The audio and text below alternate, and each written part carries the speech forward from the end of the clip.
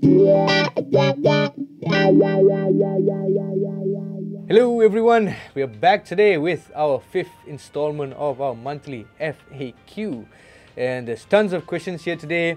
So just a note in advance that those of you asking about stock availability of, or if you can get particular models of guitars, recording interfaces, etc., I still urge you to contact the sales hotline directly at 016-311-1286. So if you're going to get to most of the questions, I'll do my best. Beginning with the first one. Do you use the stock impulse responses from Neural DSP? Yes, I use all stock IRs. I tend to keep things very simple. I don't want to overcomplicate things, because once I start diving into choosing an IR, I think it'll take forever. So I tend to use whatever that's stock, including on multi-effects and things like that. Question number 2, active pickups versus passive pickups. What's your pick? Generally, I'm a passive pickup guy, but once in a while when I play an active pickup, I'm like, damn, I miss this. The nice, compressed, high gain tones. You can check out some of our demos. Recently, I did a demo of the ESP E2 Eclipse, and it has an EMG 60 and 81 in that, and it sounds absolutely brilliant, even though you play clean, crunch, high gain, does it all. So check it out.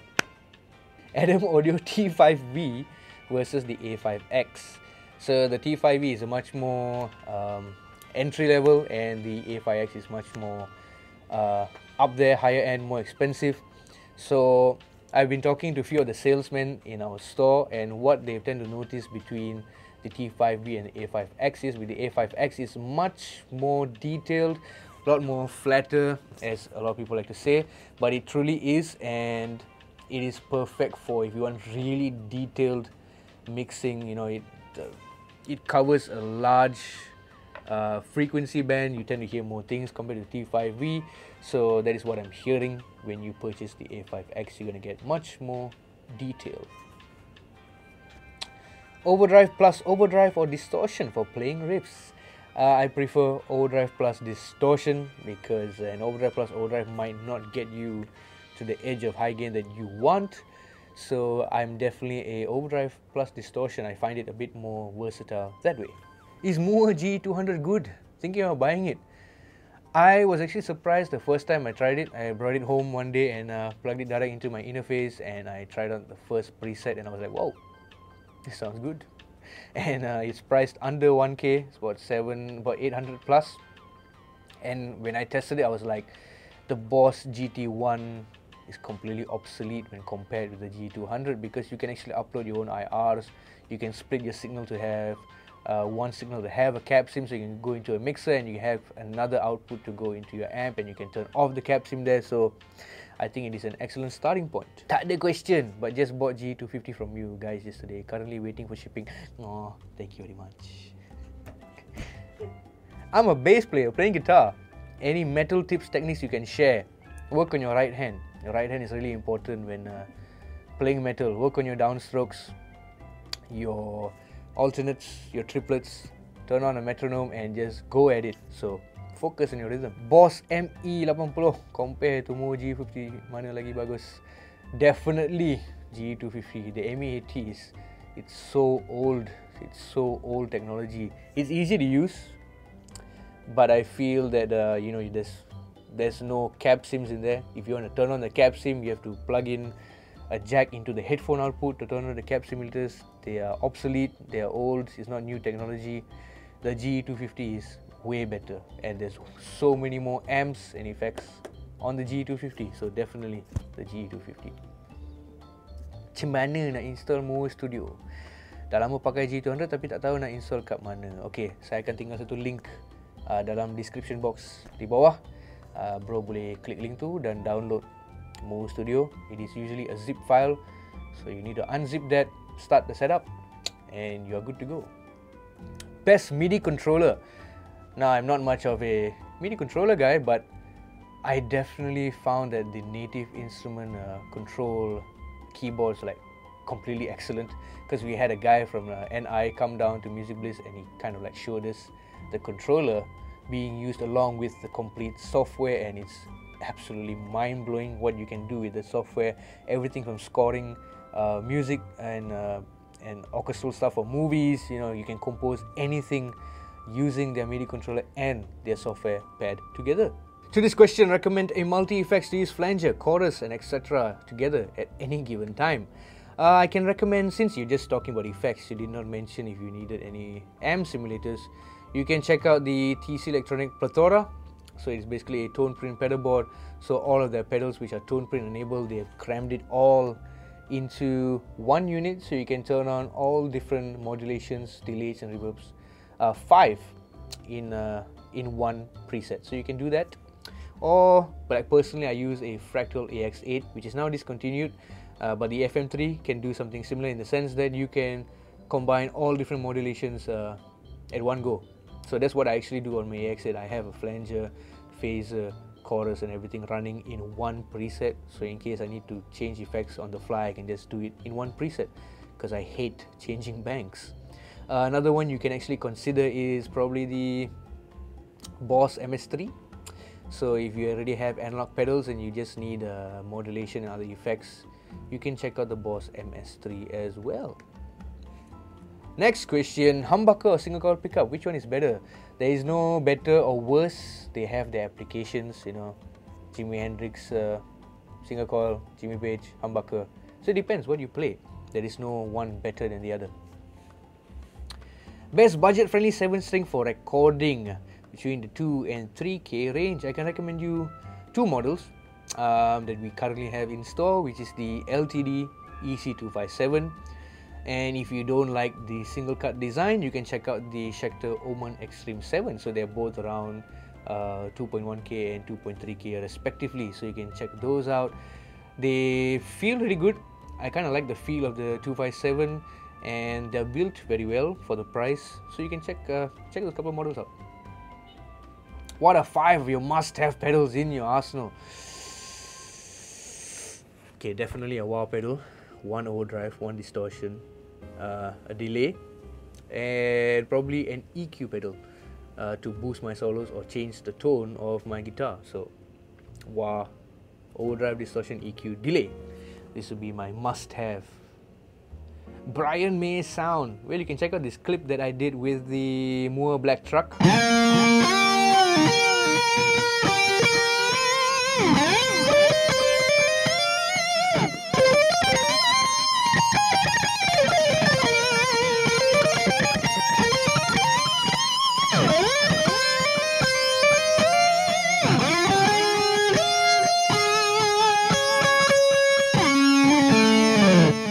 So I guess the trick to getting the sound is EQ to get the mids right, and for example like the Bohemian Rhapsody solo, you need the flanger effect in place. So there you go, tricks. Make sure the mid frequencies are dialed in right, and consider using a flanger. Jackson Monarch JS22 or Epiphone Les Paul Studio LT, suitable for beginner metalhead. I've never been much of a Jackson guy, but if you wanted to play metal, I'll definitely urge you to try out the LTD EC256 instead. I think it's extremely good value for money for a single cut style guitar and able to handle high gain. It's built really well actually, so check out the EC256 instead. HSS or SSS configuration. Personally, I'm more of a, for guitars humbuckers, then it's just 2 humbuckers. If it's single coil, I prefer SSS. But you're the kind of guy that likes a neck single coil guitar, but you want to handle more high gain, then go for a HSS. What is the best brand or model for 6-pin vibrato bridge? I think you're talking about the 6-screw Trem, the traditional Fender style bridges. In terms of an aftermarket bridge, I don't know many that uses the 6-screw style. I know a lot of 2-post Trems instead, but I've always found that the 6-screw Trem made by Fender it has no flaws. I think Leo Fender got it right from the get-go. I mean, you can even see Malmsteen uses some 6-screw Trems and he completely whacks that bridge, and it still sounds good. Best all-rounder tube amp, EVH or H&K? Definitely Hughes and Kettner. I think with the Hughes and Kettner, the clean channel is excellent. You can dial in the clean channel to be spanky clean, or if you want it to break up, you can set it up as well.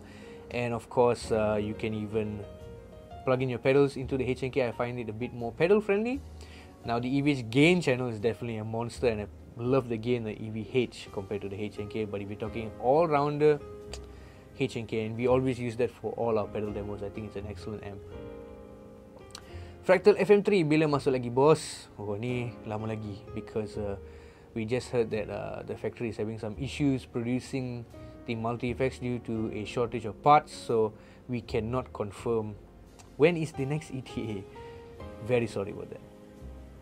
Recommendations for EQ pedals. Well, if you're into analog EQ pedals, it's definitely the Boss GE7 or the MXR M109S, I believe. So the difference between that two is there's one frequency band, I believe, which is different, and with the GE7 there is a volume control. So if you need that, if you want the volume control to affect your overall signal while leaving the EQ flat, you can consider the GE7. Or if you don't need the volume control, you can just go for the MXR. Or if you're into something that's a bit more expandable and you want MIDI and more bands to control your EQ, you can check out the Source Audio EQ2 programmable EQ pedal. What gear are you using for Metallica tone? Almost close. He's probably talking about that cover video that we did on Music Bliss, or he's either talking about my personal video which I did on my page. So the one for Music Bliss was Neural DSP 14 Cali plugin, and my personal page, which will leave a clip right now.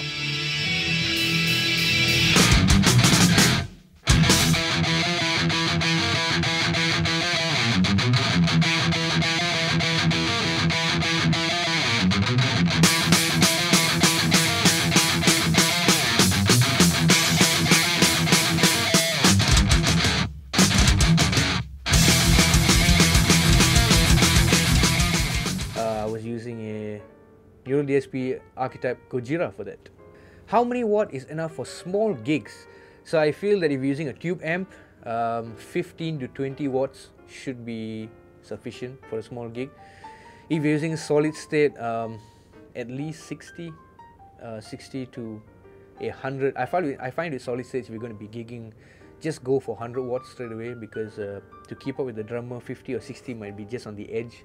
So it's best if you can go for 100, but if the 100 watt models are not in your budget, you should try to go for 50 or 60 watts instead for a small gig. So again, tube amps 15 to 20, solid state 50 to 60, but if you can go for 100, just go for 100. Nice Kiesel, thank you very much. Is ESP E2 a lot better than the LTD 1000 range, since it is about twice the price? I find I like the neck construction on the E2, so I kind of like the feel of the neck better on the E2 models. And of course, you must consider that the price is a bit more steep because it is made in Japan by Japanese labor. So, but at the end of the day, always get to the store and test and see which one you prefer, because sometimes it's not necessarily the more expensive one. You might like the cheaper one, and that is completely fine. So just test and see which one you like and just go for that.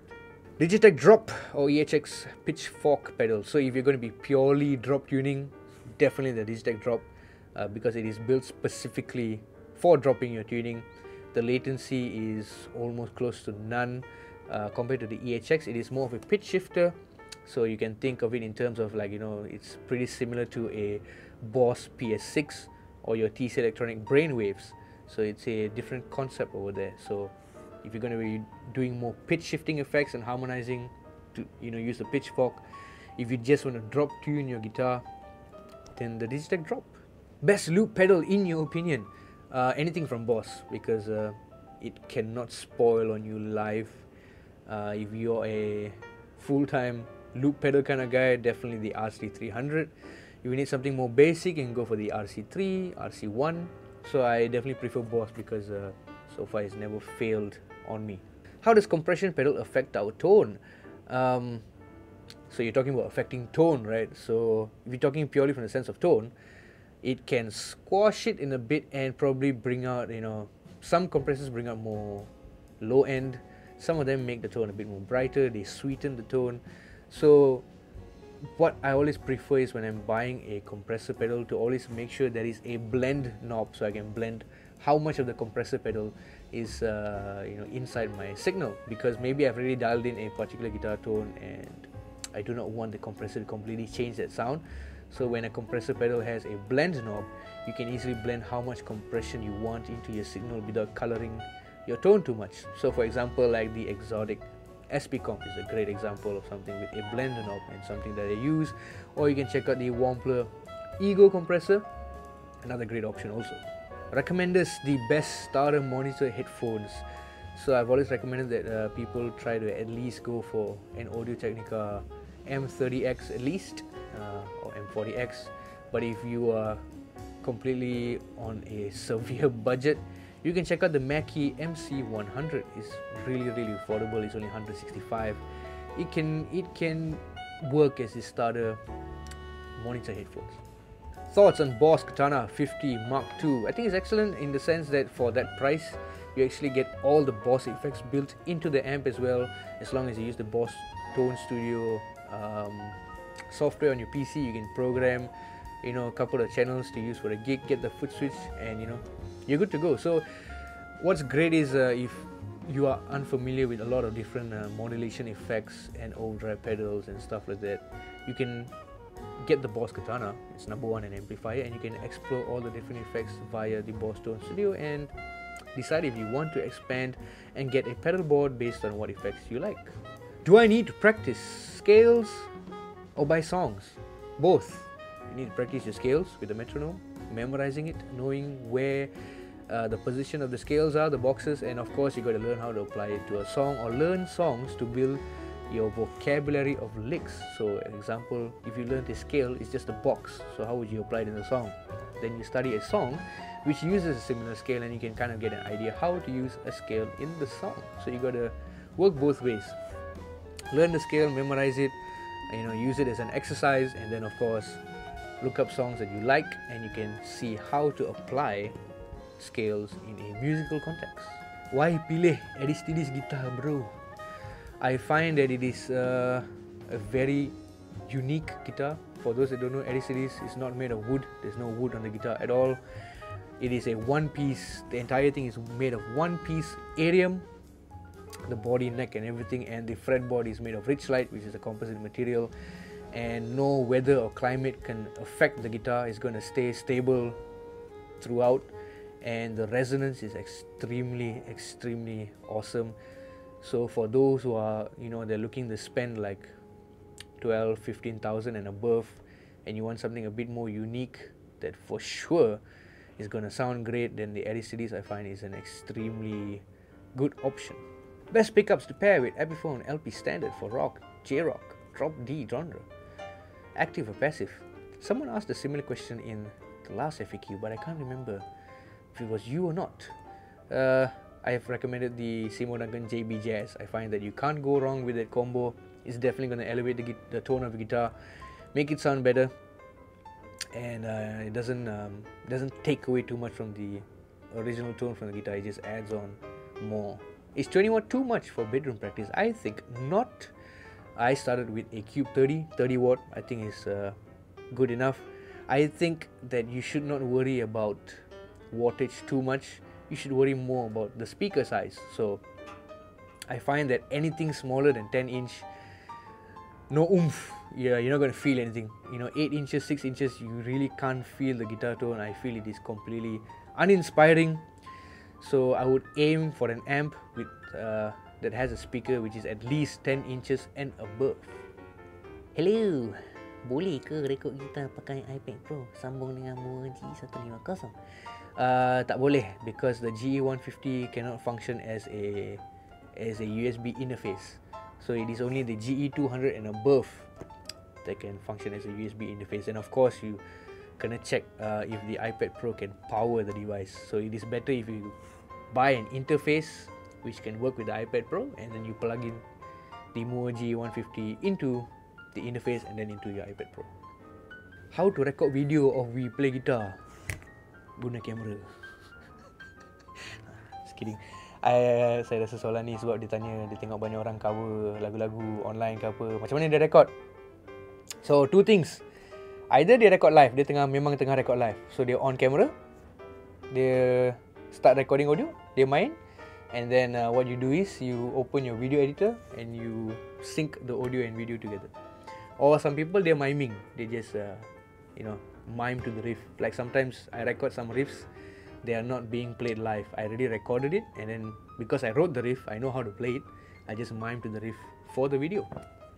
But I always record my solos live because I cannot mime my solos ever.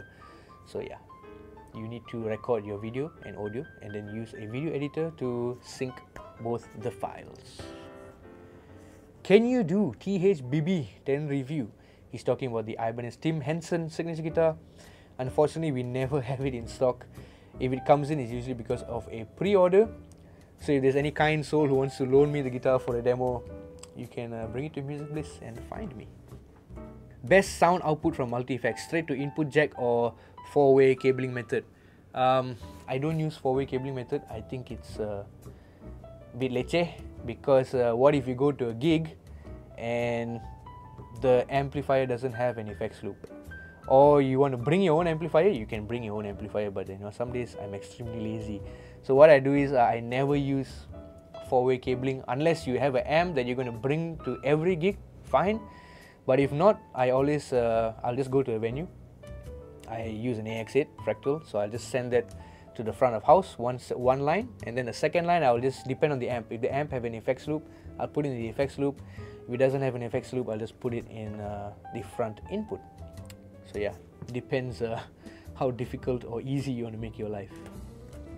Dave, XLR dengan USB condenser mic ada beza tak sound quality dia? Example, Audio Technica 80-2020.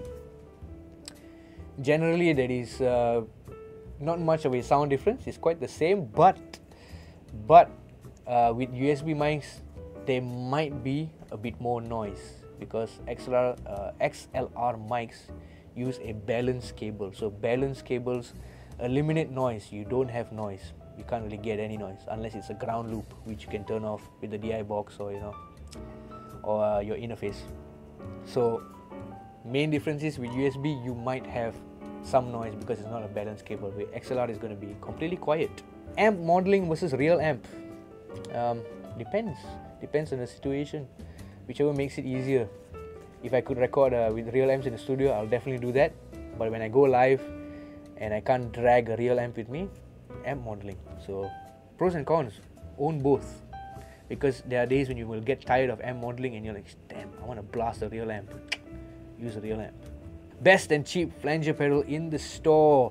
You can check out the TC Electronic Thunderstorm. I think it's a pretty good flanger pedal for the price. And I did a video comparing 3 different cheap flangers, so you can check that out and listen for yourself. But if of course you can save a bit more money, you should try out the Boss BF3. You can check out our review video on the BF3 because I find that it's not just a flanger pedal. You can get chorus, tremolo and vibe effects on that as well. So watch the video and you'll get my point. Guna whammy bar berlebihan boleh rosak ke? Tak boleh rosak. Tapi kalau main whammy bar macam Herman Lee,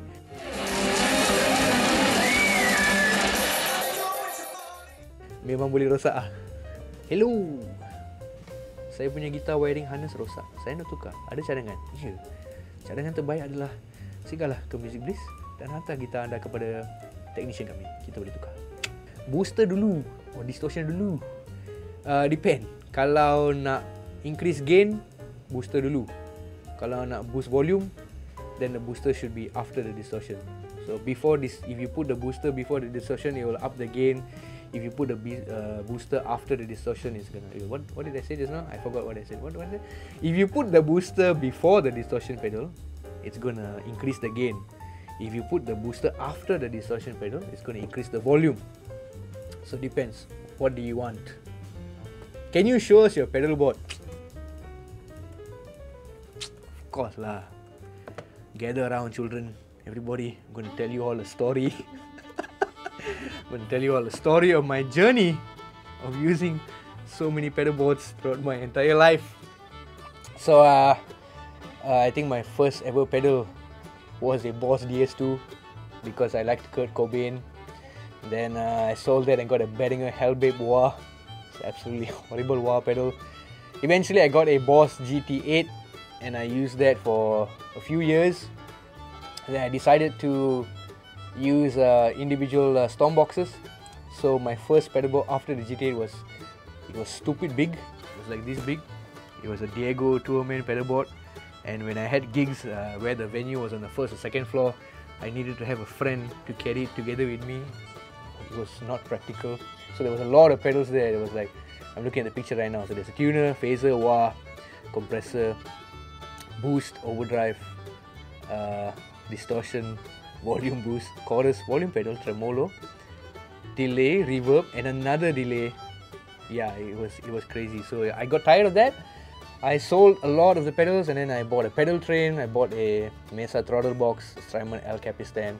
And turns out I hate pedal train because I don't like elevated pedal boards. I like flat pedal boards. So, and then it turns out I hated the throttle box. So I sold that and changed the board again. I bought back the spark booster which I sold earlier and completely regretted. And then it went to this one, which this expanded to a different wah. So I finally changed my wah pedal, and I got a Friedman at the time. It was still the Dispatch Master. Oh, okay, there's an SP comp here. So this is a pedal board number 4. Telling my editor which picture I'm looking at now. I'm looking at pedal board number 4, which has the Deco 2 delays. Oh my god. And then this is another one where I swapped out picture number 5. I swapped out the Dispatch Master for the Ethereal. The BOD is still there. And then I got tired of that pedal board because I had to custom a hard case. It was too big to carry around. So then I went to pedal board number 6 right here, which is the Fly Rig with an EQ pedal and EP booster and a wah. So that's how I gigged for a while. Then I got tired of that. And I bought the MS3. And this was the point where I switched to the Dirty Shirley from Friedman. So the Dirty Shirley and the Rook from Mooer GE150 has been my go-to pedals for many years. It has never left my board. So this was my other board with the MS3, and then I got tired of that because I had to bring my amps to venues. So I got tired of bringing my amps, and I finally bought an AX8 from Fractal. So when I use the AX8, I have a wah pedal and a Digitech drop along with that. And then eventually, the final picture here, I got tired of the tone of a multi-effects, so then I built a small analog board for recording sessions and stuff. So I still have the Empress Buffer, a Polytune, the Rook and Dirty Shirley is still there. Dispatch Master is my all-time favorite delay. There's nothing that sounds better to me than that pedal. And I have a Boss BF3 just for fun. So there you go. That was the story of my journey of various pedal boards, and I think it will never end. The collection is just gonna keep growing larger. There you go, the end of that story. How nak dapat sound macam Kid Search lagu Pawana masa live Fit Akim hari tu? Kau ni nasib. Saya ada gambar pedal board dia pakai hari tu sebab dua bandmate saya, drummer Pak I dengan bassist Galang hari tu main bersama, Kid dengan Din. So gambar pedalboard Kid ni, his main sound is the radial tone bone plexi tube. It's a plexi style pedal with a tube in it. So as far as I know, that is the main sound. And then he has a wah pedal, he has a L cap from Strymon, super shifter, digital delay, there's a super chorus, a flanger, line selector, noise suppressor. Dan lepas tu, this pedalboard, it was going through a Marshall head. I can't remember what head, but it was a 4x12. So the sound is a plexi style pedal going into a Marshall. Kalau bro nak try dapatkan sound tu, you need to get a plexi style pedal. Something I can recommend you can try is the Friedman small box distortion. We have a demo on our channel. You can check out the sounds of that. Kalau nak tahu pedalboard Din, dia punya simple gila. It's just a Boss DS1. Lepas tu dia pakai multi-effect murah from Moski. I think it's just some effects and stuff. Dan Din masuk Katana combo. I think it's a 50 watt. I think, yeah. So there you go. So Kid's sound is the radial tone bone plexi tube and into a Marshall 4x12. Gitar apa yang sesuai untuk performance dan record? Budget 1.5. bro boleh consider RG421 from Ibanez. I had the guitar once, I've demoed the guitar. Very versatile, you can do a lot of sounds. Or if you can up your budget a bit more, you can check out the LTD H200 FM. The price is a bit more higher, it's about 2099, but it's very versatile as well. Mahogany body, set neck, and kita ada demo juga untuk kita tu. So please check that out. Hai yang berhormat tuanku Dave. Kalaulah patik nak gen, gear apa yang patik kena ada? What the fudge, boy? Kalau nak gen gear apa? Just a guitar that I like, a distortion pedal that I like, maybe an amp that I like.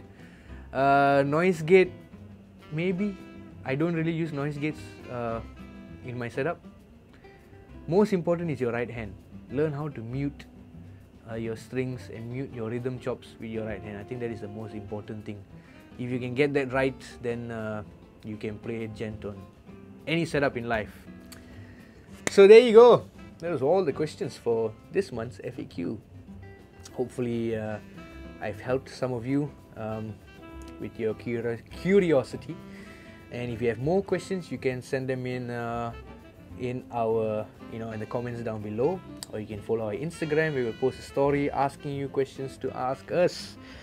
So till the next one, peace and stay safe.